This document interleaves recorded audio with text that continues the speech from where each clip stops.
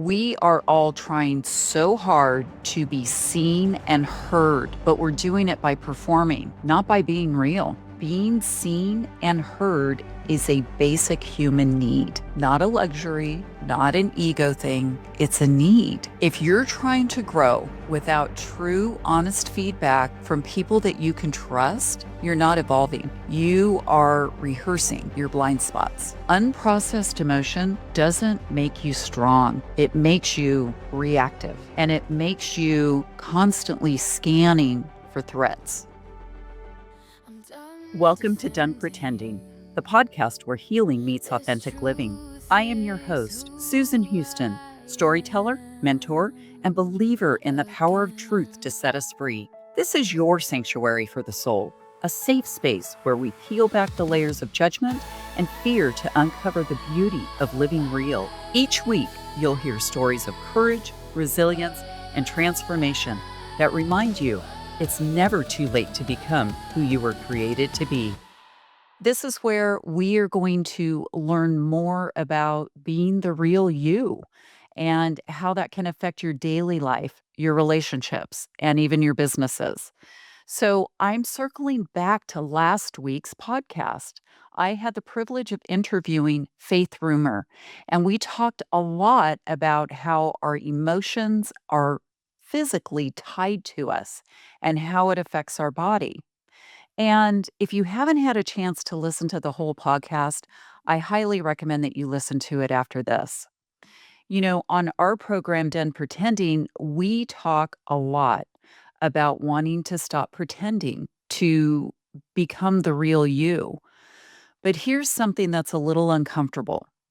And most people I have found in talking to them don't want to face this. We are all trying so hard to be seen and heard, but we're doing it by performing, not by being real. We talk louder, we explain more, we polish the message, and somehow we still don't land. We don't get our messages across. So, this episode is about what I was reminded of in a really powerful conversation, something that I had been taught intellectually, but it's very easy to forget. Our brain always wants to go back to our old patterns. But this conversation that I had with Faith last week, well, I felt it again in my body. People don't connect to words, they connect to presence. I want to share some wisdom that came out of that conversation. And then I'm going to layer it with what I've learned through leadership, through caregiving, neuroscience, and even doing the hard work of staying honest with myself. It's harder than you think. So, one of the things that came up when Faith and I talked is that being seen and heard is a basic human need, not a luxury, not an ego thing. It's a need. And here's where we usually go sideways. Most of us are trying to meet that need from what I'll call surface self. What is that, you ask? What is surface self? Well, our surface self is rushing, we're pleasing, we're performing, trying to get it right so hard. But our grounded self is just present. We're embodied and we're emotionally aligned. When we speak from the surface self, we might sound competent, but we don't feel trustworthy. So we might know the facts or the research, but it doesn't land. People don't feel that. But when we speak from our grounded self, people feel us before we've ever said a word. Now, here's another thing that really stuck with me. Authenticity isn't a mindset shift, it's a practice. Most people cannot do this alone. And I've said this before, you cannot go about becoming the real self without having someone or a group of people around you. And that's not a failure, it's biology. We don't see ourselves clearly enough to do it alone. We hear ourselves wrong, and when we try to self correct, We're usually just criticizing. It's not constructive, or at least we cannot talk to our own selves that way. If you think about it, athletes have coaches. The top athletes have physical coaches, mindset coaches, nutrition coaches, and even performers. They have directors. But somehow we think that emotional presence is supposed to come naturally. If you're trying to grow without true, honest feedback from people that you can trust, you're not evolving. You are rehearsing your blind spots. Here's the part that I want everyone to hear clearly, because this part explains so much of our behavior. And this was the big reminder to me. Our thoughts create a chemical reaction, and that usually is in our brain. Chemicals move throughout our body. So, unexpressed emotion gets stored in our body. And I never understood that before. Emotion is energy. And if energy doesn't disappear because we ignore it, well, we have to figure out how to get it to release. Let me give you an example.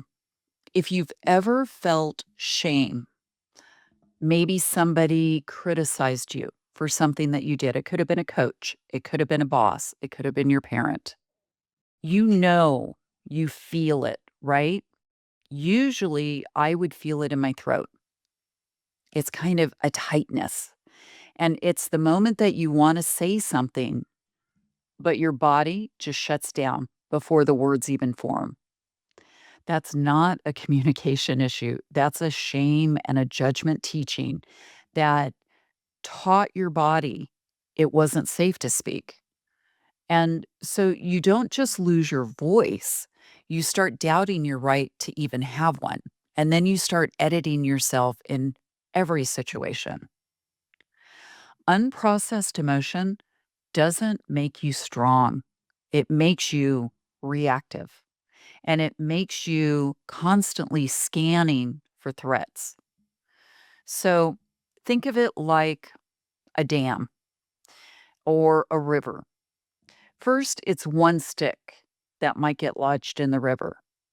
That was the moment that you didn't speak and you swallowed anger. But over time, more of that keeps butting up against that stick.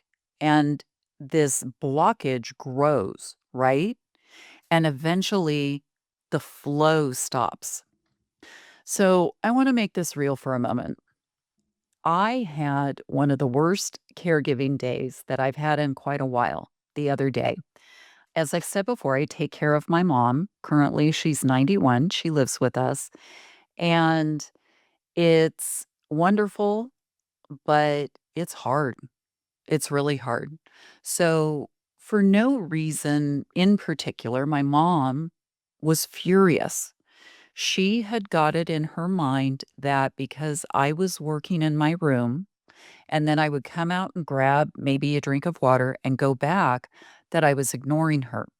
So she felt slighted and just was furious. She was slamming doors. She was saying very mean things to me and my daughter. That just compounded my frustration.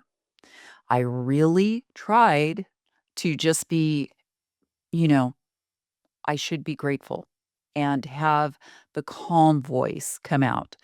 I did snap at her. And I ended up coming in my room and just throwing things on my bed because I had to get the anger out. But I had to remind myself that part of it is her brain not processing right. But let me tell you, it was hard. What changed everything in that moment wasn't calming down, it was allowing myself to tell the truth about how I really felt, and both emotionally and physically. When I was throwing things on the bed, that wasn't me being out of control. That was my energy, the flow that was finally moving throughout my body. And it helped. It helped. So when we don't allow ourselves to feel what's real, it doesn't make us noble, it makes us unavailable. And you become unavailable for the people around you who really need it. There is a reason you can hear someone say, I'm fine, and immediately you know they're not. How often have you said, I'm fine, and you're not? Well, words are only a very small portion of our impact. Actually, what has more impact for the people around us is our body, our micro expressions, and our voice. I think Faith was talking about the tone of your voice. So, I've coached a lot of businesses or business leaders and teams, and I have watched leaders go into a meeting with all of their team and hesitate while speaking and especially while presenting a new idea. They have decided that maybe we are going to take a different direction. But instead of announcing it boldly, announcing why they're excited about it, showing those emotions, they hesitate, they shrink a little, and they scan the room as they're saying it for approval. Well, they forget they're the leader. They don't need everyone's approval. It doesn't mean that they're not going to listen to constructive criticism or, thoughts that maybe haven't been thought of. But the moment that they hesitate and they shrink, you've lost the whole team. The whole team does not trust what you're saying. Teams don't follow hesitation, they follow conviction. And when you don't believe in yourself, no one else will do it for you either. Being seen and being heard isn't about becoming impressive. It's about becoming more honest. It's about letting that internal voice that you have, your internal world, match what's coming out of your mouth, match your external voice. I've known that doing this podcast was a purpose of mine to help people overcome the shame and the judgments that they have felt throughout their life because I was that person too. So this week, I'm going to challenge you to something. I want you to notice where you're performing instead of expressing. I want you to journal that and just think about that.